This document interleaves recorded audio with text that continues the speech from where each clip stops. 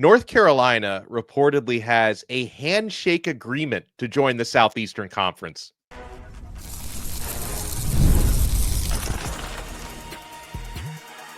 You are Locked On ACC, your daily podcast on the Atlantic Coast Conference. Part of the Locked On Podcast Network, your team every day. Shout out to the everydayers, and thank you so much for making Locked On ACC your first listen and your first watch. We're available free wherever you get your podcasts. We're free on YouTube. We're part of the Locked On Podcast Network, your team every day. He is Kenton Gibbs, former NC State defensive lineman and co-host of Locked On Wolfpack. I am Alex Donno, host of Locked On Canes, and today's episode is brought to you by Monarch Money. Take control of your finances with Monarch Money. Use code LOCKEDONCollege at monarchmoney.com for 50% off your first year.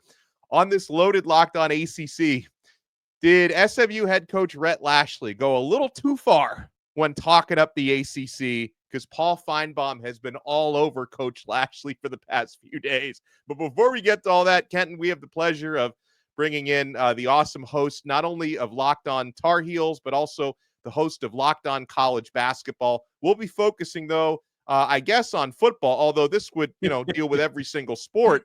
Isaac Shade from Locked On Tar Heels is with us. So, Isaac, first of all, I always have to tread lightly when we talk about reports and rumors about conference realignment because everybody's got an opinion. There's a lot of fake news out there. How much stock do you put in these latest reports that North Carolina might have a handshake with the SEC?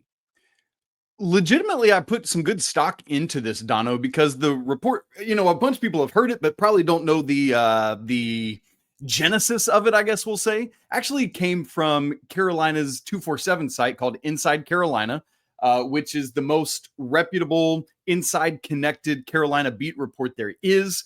It's one of the biggest 247 sites out there. It came from an article from Adam Smith, who's like their main writer, was basically talking about some of Commissioner Phillips' comments from ACC kickoff last week. And as Commissioner Phillips was talking about, hey, we're all united, we're all together, Clemson, FSU, that's all done and behind us, so we're good. And then as part of that, he just brought up some of the sources he had talked to that basically said, hey, look, it looks like SEC is probably going to be a thing now that the ACC has made these concessions where the money's coming down.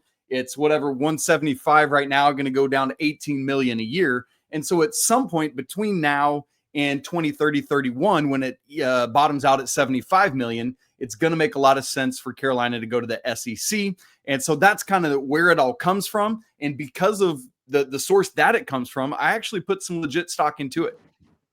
So in terms of people talking about North Carolina going to the SEC, one thing that I keep hearing a lot is fit, right? I keep hearing, well, the fit wouldn't be there for Florida State because they already have a foothold in Florida and all those things. And same thing with Clemson. They're already in South Carolina, all those things.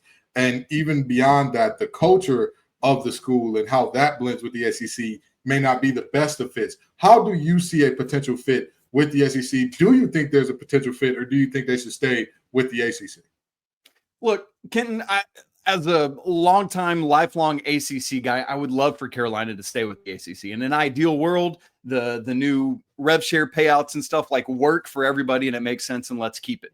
Right. For the longest time, the conversation has been Carolina probably to the Big Ten, right? I think I've talked about that with you guys on here because of both academics and athletics. Carolina, all the let's get all our jokes out about the NCAA scandal, but all the academic side of it, Carolina is a reputable school, the med school, all of that. And then Carolina is a school that has 28 varsity sports. Donno, you mentioned it coming in here of like, it's not just football, it's not just basketball, it's 28 sports. I went back and did some research as this news came out. The SEC currently does not support 7 of those 28. So literally a quarter of Carolina's varsity athletics aren't in the SEC. And so from an athletic fit, it makes more sense in the Big Ten because it does support all 28 of those. However, I went a little further into it, and there are multiple SEC programs that do have some of those sports, and they are just housed in other conferences. So if Carolina left, could they have those 7 sports in the ACC or elsewhere? For example, like Oklahoma has, I think, wrestling back in the Big 12 as an example.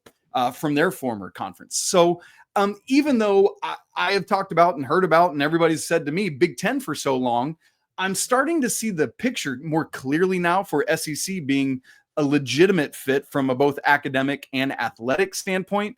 And let's trace back all the way to the 1920s when Carolina was part of the SoCon with a whole bunch of these SEC schools anyway. I've got a question that might be for either of you or for both of you, because you both cover teams in the state of North Carolina. I am not an expert on North Carolina state law.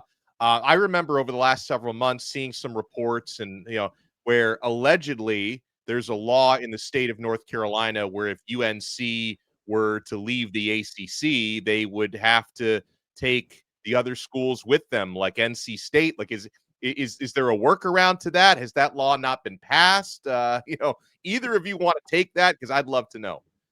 I'll start. That law hasn't even been proposed. The law as it currently stands, hold on, give me just a second here. All right, so the law as it currently stands that was trying to be passed was a Protect Rivalries Act that would ensure that North Carolina and NC State would still have to play each other a certain amount of times per year, regardless of what conference they were in. So it wasn't a hey, you have to take little brother with you type of thing. It was more of a wherever you go, you will be Batman, they will be Joker. That is it for whoever decides to leave or whichever way that works out. So it was much more of that than the opposite here. And part of it, too, was just those two public schools, Donno, not including Duke and Wake when you talk about the 4 ACC schools. And so, look, people still bring it up because I think it's a thing like within the North Carolina House of like certain parties want to tie the schools together, others don't. And so I think it's going to continue to be a battle. I don't think it's done and over, Kenton, unless you would disagree with that. No, I wholeheartedly agree. I think that this thing is long from over, and I highly doubt that there will be legislation introduced that passes that says, hey, y'all are bound together. I think that it's difficult enough to get the rivalries passed, and even on a lower level, they were trying to introduce legislation that mandates NC. Kenton's gone. Donno, I'll just jump in really quick. I had done a Twitter poll last week when this was all coming out, and just asked if UNC ultimately decided if it was in their best interest to leave the ACC, where would you rather see them land? As we record right now, it's got 277 votes. 64.6% said SEC, 35.4% said Big Ten. So that's just, obviously probably a fan base straw poll, but for what it's worth, there you go. It seems like the North Carolina legislature was trying to silence me there. But what I was saying there was the reality of this situation is there was even legislation on a lower level to mandate NC State and UNC to play the likes of UNC Charlotte and Eastern Carolina App State and all the other schools that are in the North Carolina education system and publicly funded. So that was a battle. Getting NC State and UNC to agree to play each other regardless of conference is a battle. Now, if that's tough, how tough do you think it would be to, let's just be honest, I can be honest as a state grad and all that and admit, hey, UNC is a national brand. That is just what it is. It's not about how passionate your fans are. Even if your fans' depth go as far as I saw this T-shirt in Walmart and now I'm a fan of this school, it does not matter. If they tune in and watch your program, congratulations. You have a leg up over a team who has a smaller contingent, even if that smaller contingent is much more passionate. It really doesn't matter. So I can be honest and admit this is a realistic situation where realistically you're not going to get a law passed within the time needed, most likely, to tie these schools together the way that Virginia has it, where if you take Virginia Tech, you got to take UVA, and if you take UVA, you got to take Virginia Tech. We probably won't get that passed in the state of North Carolina. And Donno, I don't know if you guys have talked about it on the show, but anything that would happen cannot happen for 26-27 because that date has been updated from not being August 15th anymore to now being, I can't remember if it's June 1 or July 1, but you've now got to make that declaration to the conference office by that point for the next year. And so we will continue to watch not only for North Carolina, but other schools as well, now that the ACC is basically acquiesced to all this. Well, that's definitely something to look out for. And I thought Isaac framed it well, that even though the commissioner was talking about what a big happy family everyone is now. There still a lot of uncertainty around the ACC. Well, make sure you guys check out Isaac, not only on Locked On Tar Heels, but Locked On College Basketball. Follow him on X at Isaac Shade. Isaac, thank you so much. Enjoy the rest of your week. My pleasure, fellas. Have a great show. Love it. And we're only getting started here on Locked On ACC. So did Rhett Lashley, head coach of SMU, did he go a little too far caping up for the ACC? You want to keep it locked right here. We're only getting started on this brand new episode. Oh, my friends, we're only getting started with Monarch Money. Do you ever wish managing your money felt easier? With Monarch Money, it can.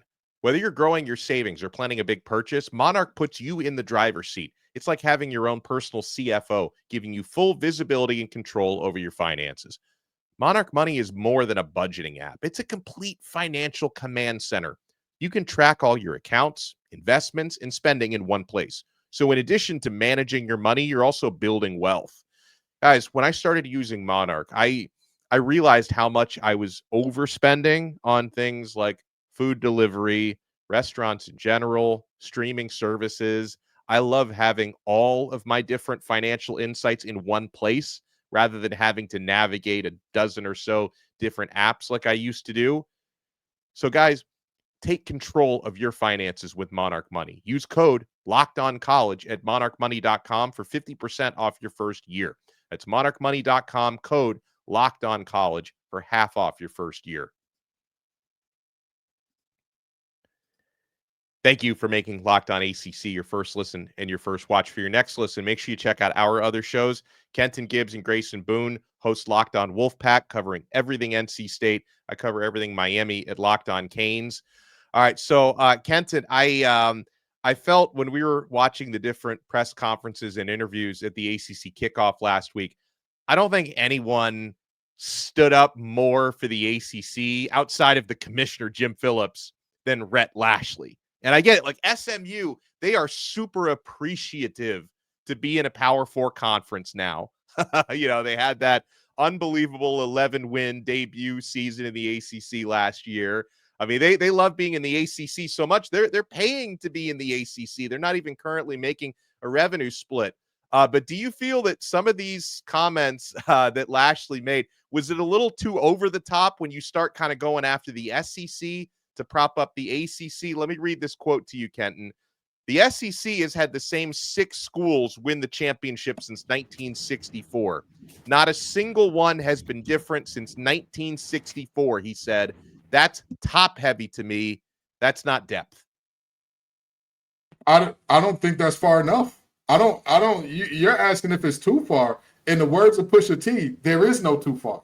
There is no too far. Don't play with me like that. There is no too far. That's the spirit that I felt like Rhett Lashley channeled right there, because, I mean, he's right.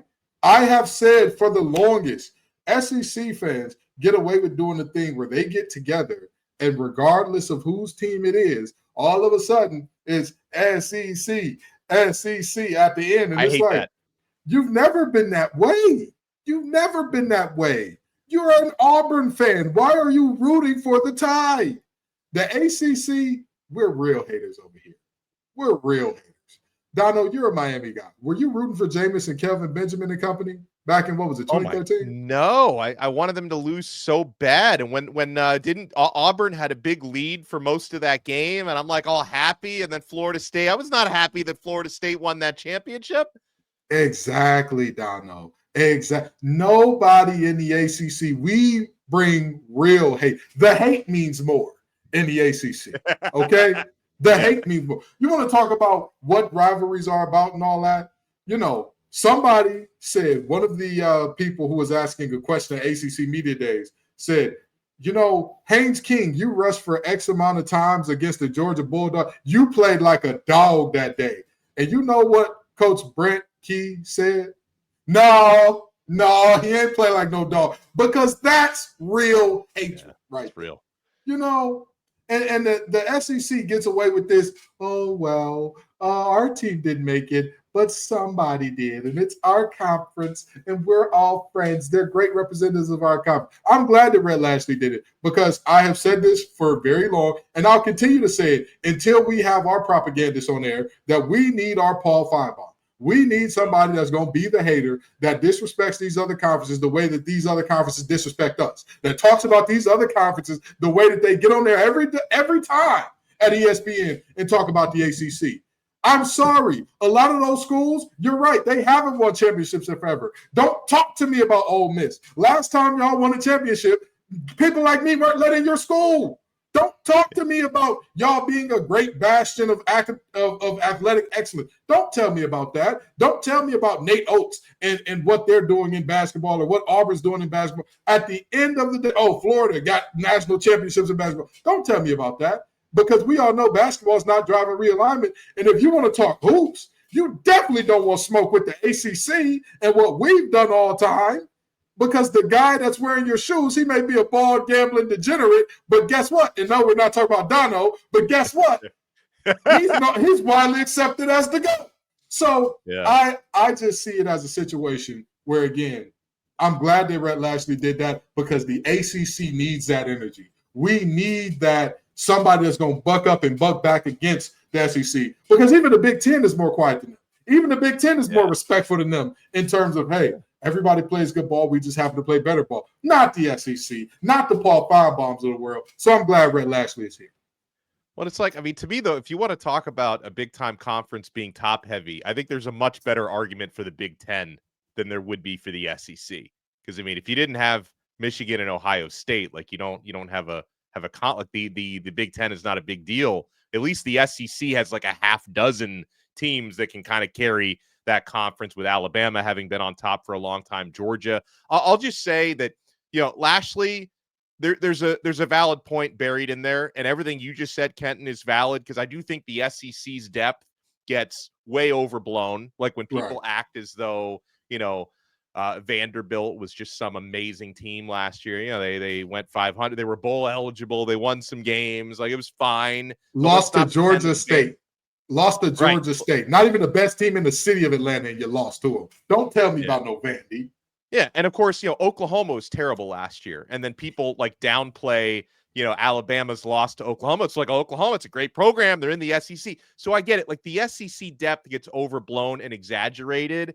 At the same time, when Lashley said what he said, I cringed a little bit. I'm like, oh, somebody's going to go after him for this. And I should have known it would be Feinbaum. So here's what Feinbaum said on Get Up on ESPN. First of all, he says, I think Alabama has won about 11 national championships in that period that he laid out. But that's not even the main point. If I understand correctly, he's the head coach at SMU. I bet you know where I'm going here. 1987, he said. Do you know what happened at SMU? They shut the program down. While he's making fun of the SEC for winning national championships all over the place, SMU is the most corrupt program in the history of college football. Rhett Lashley has the nerve to get up there and throw stones. By the way, he played at Arkansas, Feinbaum said. That should have nothing to do with it. That was one of the most comically embarrassing rants I have heard, and I'm glad the audio wasn't clear, because I would have come right through that screen. Now, for as much as I cringed a little bit at Lashley's comments, Feinbaum took it way over the top, because Kenton, what does Rhett Lashley have to do with 1987? Like, what does he have to do with the Pony Excess and that, that death penalty scandal from 40 years ago, 38 years ago, has absolutely zero to do with SMU winning 11 games each of the past 2 seasons and getting to the ACC championship at the college football playoff last year. So I thought Feinbaum went way too far, where he somehow turned Rhett Lashley into Sherwood Blunt. Let me take my gloves off, Donno. That's what I'm doing right now. I'm taking the gloves off, because we really need to get into it at this point. We really need to get into it. You know what I find to be interesting? For him to bring up the 80s and how corrupt SMU was in the 80s. Here's what I find interesting, Donno. What year was NIL brought into practice? What year was that officially announced as, hey, this is part of the popular lexicon and all that? What year was that? It was either 2020 or 2021, something like 2021, right? 2021. Now, let's go backwards from 2021 and look at the last, let's say, 5 champions, okay? 2021, you got Georgia. 2020, Bama. 2019, LSU. 2018, Clemson. 2017, Bama. Of those years, 80% SEC, right? Yeah. Now, Donno, what happened when NIL came into play? What happened? What was the effect of that in terms of players? Did players get paid publicly? Was that a situation where everybody could be paid, or was it a situation where only a few could pay? What was the situation? No, all of a sudden, payments are out in the open, and it levels the playing field a bit. Interesting. Well, I like the phrase that you use there, Donno. I love the phrase that you use. Leveled the playing field, because I just painted a 5-year picture of 80% national champions, and I could go back further, and you would still see a whole lot of the SEC. But all of a sudden, after that 2021 year, you got 2022 Georgia, 2023 Michigan, 2024 Ohio State. Now, Donno, something just happened there. That math just got really different.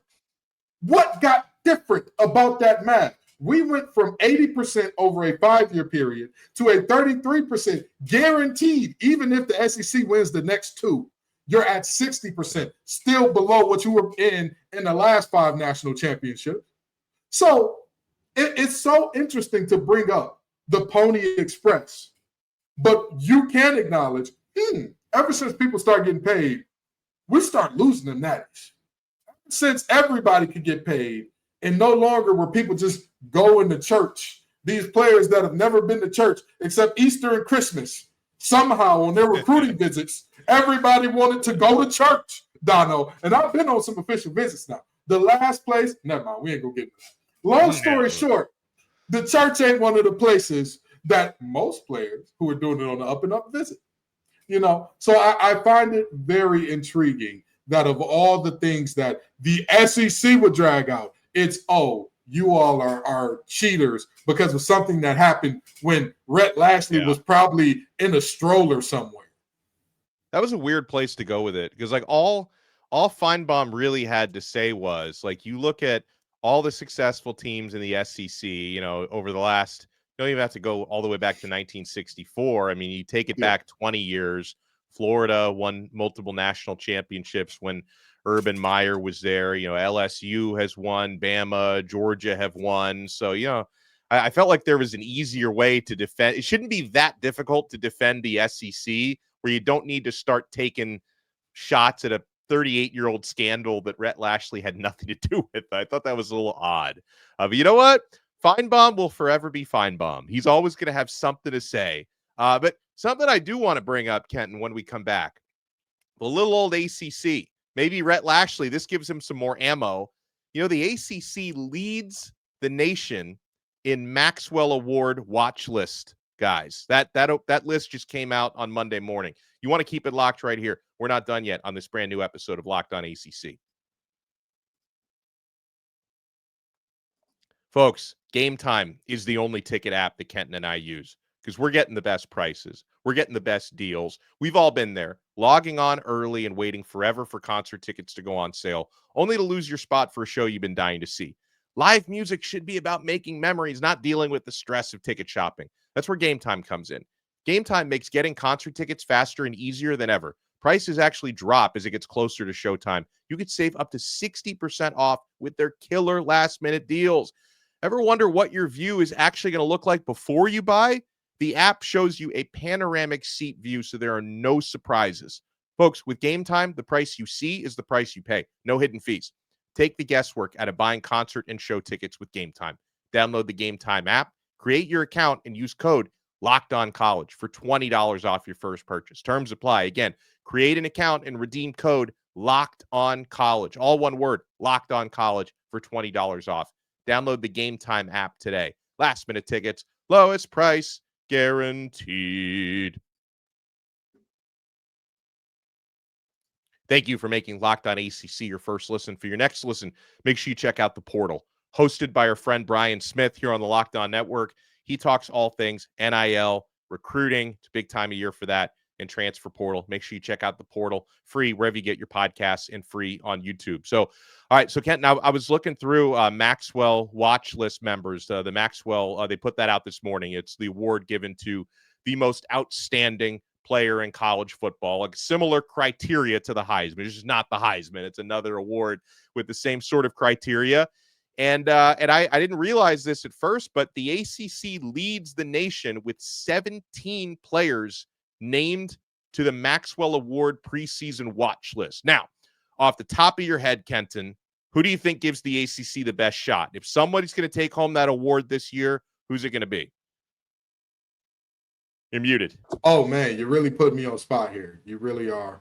If I had to say who gives the ACC the best chance of winning that award, I mean, there are so many great guys. You could go with Thomas Castellanos, of course, who carried Boston College, and now he's right. He ran the anymore. conference last year. Exactly. Absolutely ran this thing. Or, you could go with your boy, Carson Beck, who everybody believes now, 100% good. He'll be back to old form in no time. But if I had to go with one guy that I would say, hey, this is the player that gives us the best chance to get us a Maxwell, I have to base off a few criteria. Predominantly offensive, normally a quarterback, but sometimes a running back or wide receiver. So we know it's a skill position. We know that much. I'm probably going with Kevin Jennings. He has the highlight reel ability, either Kevin Jennings or Cade Klubnik, one of those two, because they both have highlight reel ability. They both are phenomenal players. They both play offense, and they both play the premier position to win the Maxwell and quarterback. I would be shocked if it went to anybody else. If I couldn't pick a quarterback, I'd say Isaac Brown. Yeah, Isaac Brown is another one I was going to go with, and these all the names that you mentioned, by the way, are on the watch list. So you're not going off ballot with any of these. So all right, so here are the 17 ACC players named to the Maxwell Award preseason watch list. Cade Klubnik of Clemson. By the way, we're going alphabetical order of the schools, just so you know. Mm-hmm. Cade Klubnik, Clemson. Antonio Williams, junior wide receiver from Clemson. Mm-hmm. Darian Mensah, quarterback from Duke. Tommy Castellanos, Florida State quarterback. Should be easy for him after, running the ACC last year. Haynes King, quarterback from Georgia Tech. Jamal Haynes, running back from Georgia Tech. Miller Moss, quarterback Louisville. Isaac Brown, who you mentioned, running back from Louisville. Carson Beck, quarterback Miami. CJ Bailey, quarterback of NC State. Eli Holstein, quarterback of Pitt. Desmond Reed, running back from Pittsburgh, I should say, who's an excellent all-purpose player. Kevin Jennings, who you mentioned, quarterback from SMU. Chandler Morris, QB from Virginia. Kyron Drones, QB from Virginia Tech. Terrion Stewart, running back from Virginia Tech. And Damon Claiborne, running back from Wake Forest. So those are your 17. Obviously, it's hard to envision like somebody from Wake Forest or Virginia winning the Maxwell, but I mean, it's nice to see these guys get recognized. Absolutely. And there's also a recognition that last season they did really good things and they're expected to have big games going forward.